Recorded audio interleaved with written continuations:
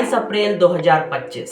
जिस दिन की शुरुआत तो एक नॉर्मल दिन की तरह हुई थी, लेकिन रात होते होते ये एक ऐसा भयानक दिन बन गया जिसके बारे में सोचते ही रूह कांप उठती है।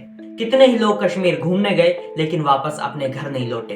26 टूरिस्ट और 2 लोकल को मौत के घाट उतार दिया गया और 20 से ज्यादा लोग घायल हैं।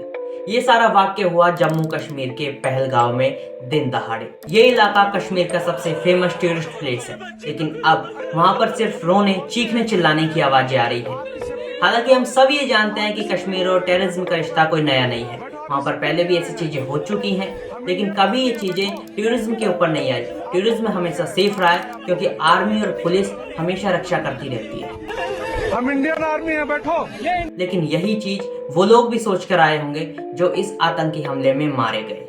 कश्मीर के पहलगांव में हुआ ये आतंकी हमला किसी नॉर्मल हमले की तरह नहीं हुआ जिसमें सीधा गोली मार दी गई हो, बल्कि उस हमले में गोली मारने से पहले उनसे उनका नाम पूछा गया, उनसे ये पूछा गया कि क्या तुम मुस्लिम हो, उनसे कलमा पढ़वाया गया और उनसे पैंट उतरवा करके ये देखा गया कि क्या उन्होंने खतना करवा रखा है। अगर उन्होंने खतना नहीं करवा रखा मतलब कि तुम मुस्लिम नहीं हो, उन्हें गोली मार दो। और इस अटैक की जिम्मेदारी ले रहा है टीआरएफ, द रेजिडेंट फ्रंट। और आपको बता दूं कि टीआरएफ और कुछ भी नहीं बल्कि लश्कर ए ताइबा ही है। इंटरनेशनल कोई ट्रबल ना करे इसलिए पाकिस्तान ने इसका नाम बदल दिया है। और टीआरएफ वाले ये प्रोपेगेंडा चलाते हैं कि जो नॉन कश्मीरी हैं और वो कश्मीर में बस रहे हैं तो उनसे हम कश्मीरियों के हक के लिए लड़ रहे हैं। पर असलियत यह है कि पाकिस्तान एक टेररिस्ट कंट्री घोषित होने ही वाला था, पर हुआ नहीं किन्हीं कारणों की वजह से। अगर हो जाता तो उनको कोई हेल्प नहीं मिलती, कोई इंटरनेशनल फंडिंग नहीं मिलती, कोई मेडिकल फैसिलिटी नहीं मिलती। ये हमला पाकिस्तान की तरफ से हो रहा है और वो लोग इसे लोकल इशू के रूप में प्रेजेंट करना चाहते हैं ताकि फिर से हिंदू मुस्लिम झगड़ा शुरू हो जाए और अंदर ही अंदर दंगे हों। और इसका सबसे बड़ा प्रभाव जम्मू कश्मीर की इकोनॉमी पर होगा क्योंकि उनकी इकोनॉमी सिर्फ और सिर्फ टूरिज्म पर ही टिकी है। और इसीलिए उन्होंने 2019 के बाद लश्कर ए ताइबा का नाम बदल करके